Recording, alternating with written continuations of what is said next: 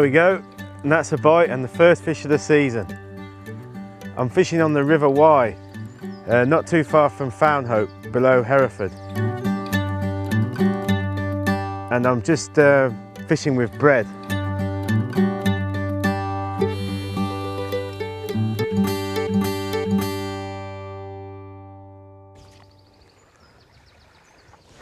Fantastic. That's the first fish of the season. Not a massive chub, but absolutely beautiful.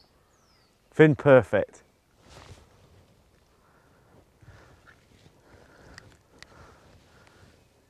I'll get him back in the river.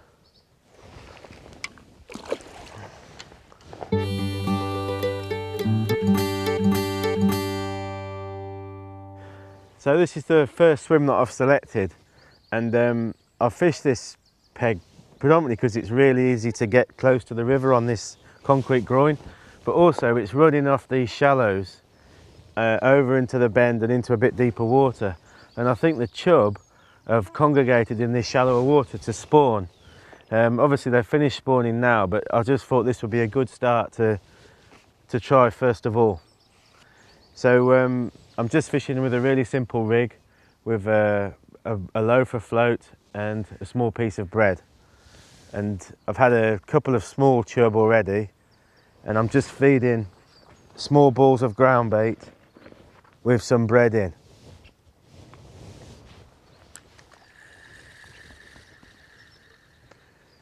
And the great thing about fishing like this is I can cover a lot of water with this float, and also the bread's a big bait, so it's often an instant bait. I think if there's any decent chub around, they should be straight on it. So what I'll probably do is fish this for 15-20 minutes, see how it goes, and then if the bites tail off, I'll move and try another spot. I'm getting a few fast bites which I think are just smaller chub, like that one I just had, around about 6 ounces. But I'll keep persevering because hopefully some bigger chub might turn up. Like with all float fishing, I'm constantly adjusting the depth of the float and the position of the shots to try and present the bait in the way that the fish want it. I think fishing a big float like this and fishing bread is one of the easiest ways of float fishing on a river. You don't have to control it with as much delicacy as maybe a stick float with maggots.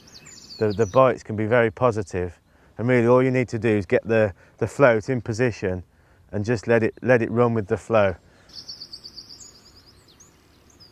Well, constantly retrieving the float like that and pulling the bait off, I'm also feeding the swim. So you don't actually need to feed a lot when you're fishing bread either.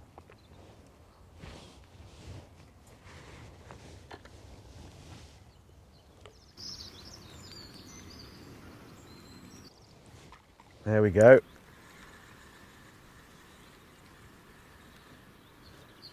Feels a little bit better, this one.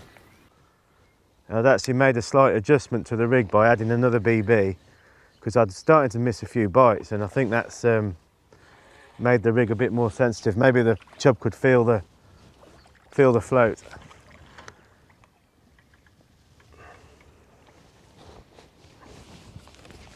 Well, it's not massive, but it's great fun. Another chub around about 12-14 ounces.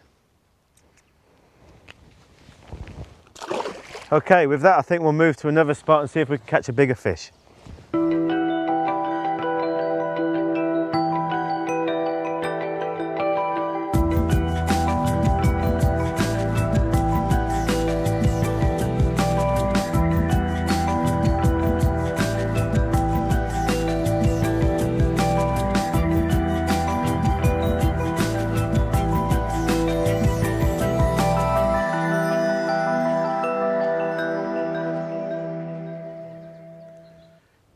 So I've moved about 100 yards upstream of where I was just fishing, and this area is a lot shallower, and actually today the river's about 2 foot up, and a little bit coloured, so this peg might be just a bit too boily.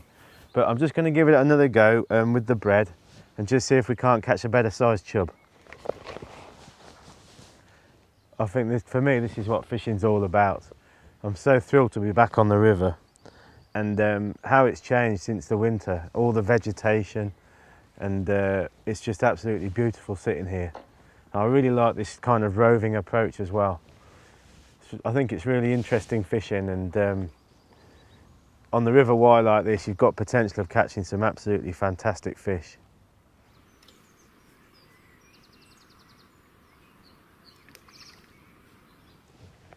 So I imagine a lot of anglers nowadays don't actually fish rivers, and I guess they can be quite daunting if you haven't, because of the vast array of tactics often required and different types of rivers in terms of power and depth and size.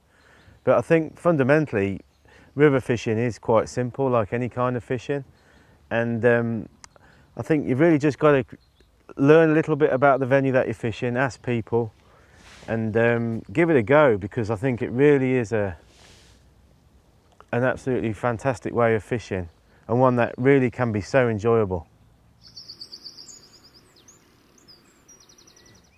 So apart from general information like what species are in the river and the type of tactics normally employed, I think you've also got to consider a key factor, which is the conditions that you face on the day. So like I mentioned, today the river's 2 foot up, it's a little bit coloured, and you have to think about the swims that you're fishing and also the tactics that you're using. On another day when the river's low and clear, you know, I perhaps might be fishing a different swim or fishing in a different way.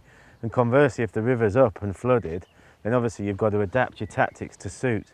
So it comes with experience, but I think you've just really got to give it a go, and don't be afraid. Just try different methods and learn from your mistakes. Well, my thinking on this swim didn't work. I think it's just too boily and the river's a bit too high. So I'm just going to move down a little bit and just try a bit steadier water above where I first started. So we're just trying to find a swim with a bit steadier flow and maybe a bit more depth.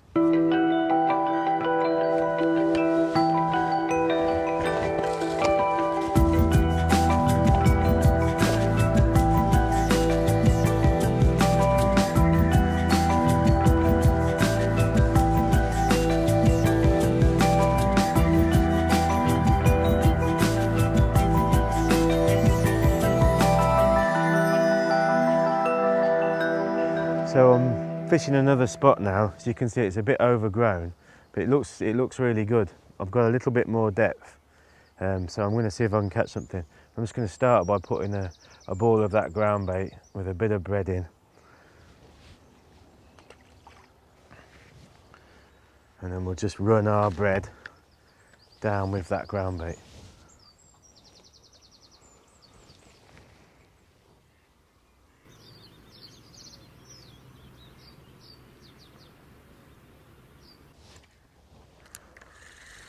Not sure if that was a bite or just dragging on the bottom, but we'll give it another go.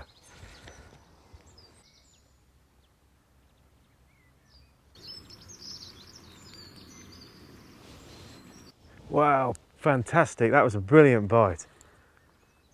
And that feels like a good fish. It's hard to tell at the moment because it's fighting hard in the flow. That definitely feels like a bigger chub.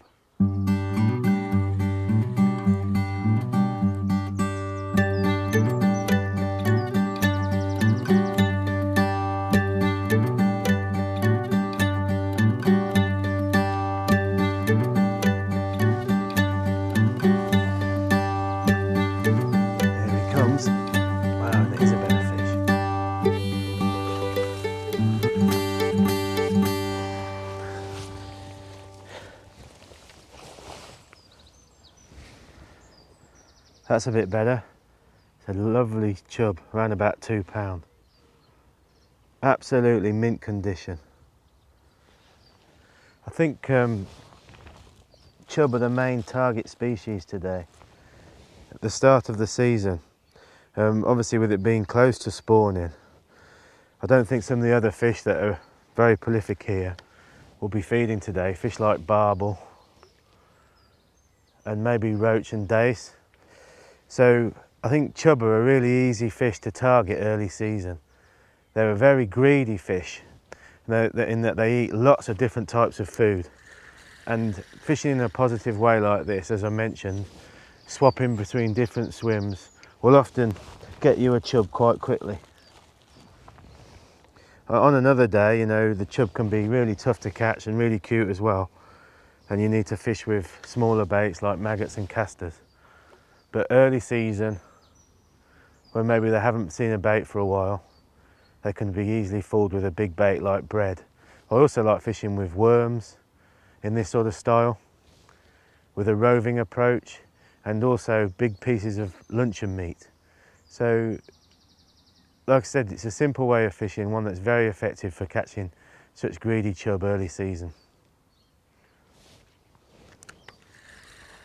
Well, the action was short-lived in this swim, but just shows you how you need to be mobile and keep moving. So I'm going to move a bit further downstream and see what we can find down there.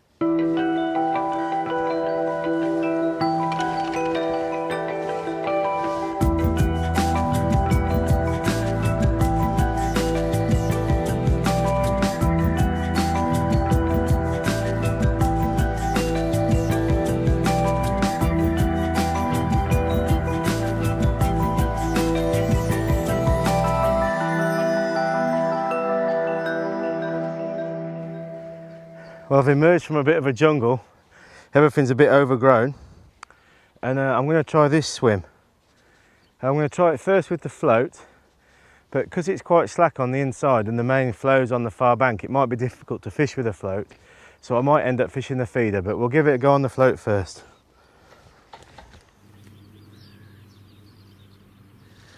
No, so as I thought, I can't get far enough over with the float. And you can see that the flow doesn't really start until past the middle. So I'm going to try a feeder. And I always like to carry a ledger rod with me when I'm roving like this, because it just gives me another option to fish different swims and a different type of presentation. Okay, so let's have a look at the tackle that we've used today. On the feeder, I've used our 12-foot Agility EXP feeder, which is a medium heavy feeder rod. And it's very versatile for this kind of river fishing. A really nice feature about it is it's 4-piece, so you've got very short section length. So it really is very useful for grabbing short sessions, and where you can leave the rod in the car, maybe hidden in the boot, and also travel very light. I've matched it up with a 40 size front drag super team reel, which you really do need a strong and a good size reel when you're fishing on big powerful rivers like this. And I think the strength of the reel, the front drag is very, very positive with a very nice smooth drag system, and the spools are good enough size as well. One thing you'll notice, I've actually got 2 spools supplied with this reel. We've got a shallow match spool and a deep capacity spool that I'm using today. And today I've spooled this reel up with 8-pound Berkeley Trilene XT, which is really strong and reliable, and I think that's what you need to use when you're feeder fishing on big rivers like the Wye. Hook length wise, I've been using our new Mac XT line in a variety of different diameters from 0.16 up to 0.20. So on the float, again I've selected a rod from our Agility EXP range. In this case it's the 13-foot match. So obviously that's a very versatile match rod with a nice strong but forgiving action. So I can play the chub and fish very effectively on rivers like this. I've got a super team reel but a slightly smaller reel to balance with the match rod. So this is a 35 size, and I've actually spooled that up with 0.18 Mac XT. So I'm using a high-tech line, which I think really helps me when I'm float fishing because it's not too thick. I've been fishing that straight through and also using hook lengths, and as you can see for the bread I'm using a size 8 hook, so I'm not messing about with the hook size. So just very quickly on the rigs, on the float rig, I touched on it when we were fishing the float, but I've got a traditional Drennan loafer float. That one's 4 swan or 4.5 swan. You need a good capacity float to get it out to where you want to fish and also hold it in the current. And I've just bulked it with 4 swan shot there, and I've got 2 BBs as a dropper.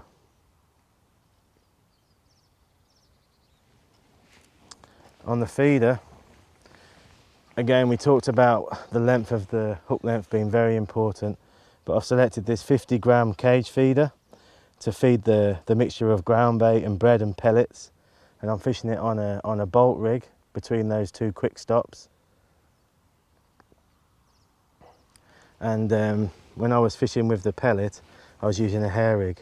So I was using a size 14 Drennan Star Point hook with actually quite a long hair. It enables me to use different bait, so I could put 2 pellets on, I could put a bigger pellet on, maybe a big lump of meat or something like that. If I was missing bites with chub, they can be very tricky, then I'd shorten that hair right down so that it's almost touching the hook. You want to get as fresh as breath as possible, because you don't want it to dry out.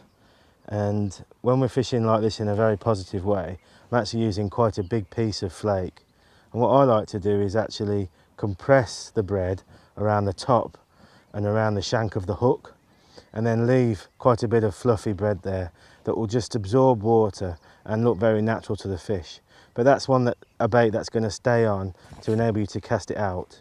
It won't stay on for very long, but I think that's a really good thing, because as you're reeling in, you're constantly feeding the swim. Obviously, if you were missing bites or targeting smaller fish, then you might want to use a smaller piece of flake like that, or even a big bread punch.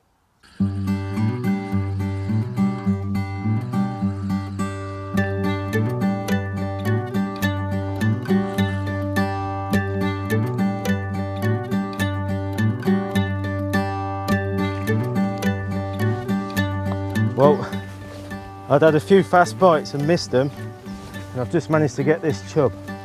Right, it went straight for the inside snag, so we've just got it, but it's a nice fish and a bigger fish too.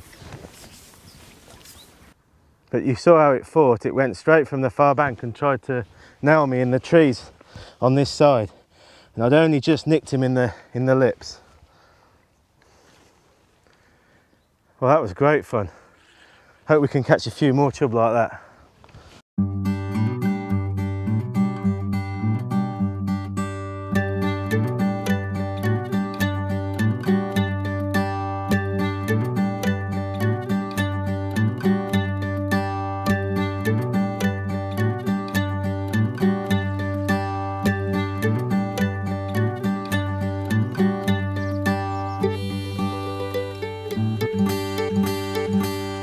That's why you've got to use pretty powerful gear on the Y.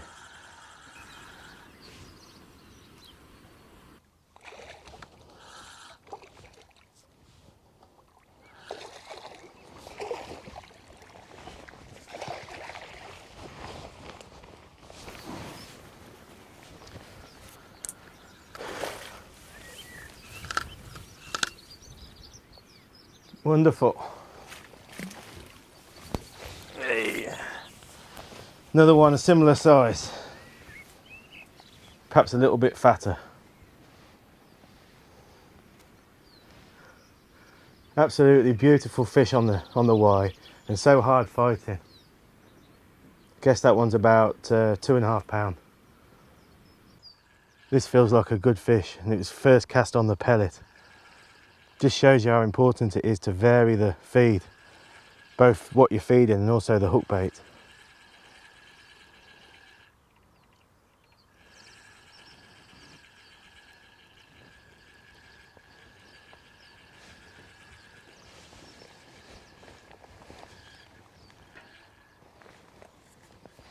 It's not an easy swim to fish this because I'm so high off the bank.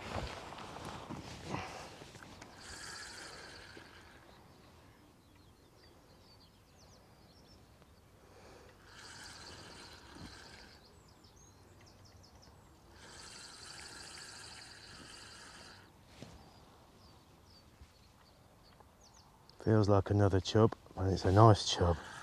That's got to be the biggest of the day. Excellent. No, that's more like it. That's a Y chub over £3. Look at the size of the mouth of this chub. And I think that's why big baits can be so important when you're targeting chub, especially like this when you're fishing early in the season. That chub will be able to engulf big baits like big pieces of bread and big pellets with no problem at all. I hope the tips we've shown you today about roving with big baits on a river like the Wye have really helped you and inspire you to get out and catch some beautiful fish like that. Thanks for watching.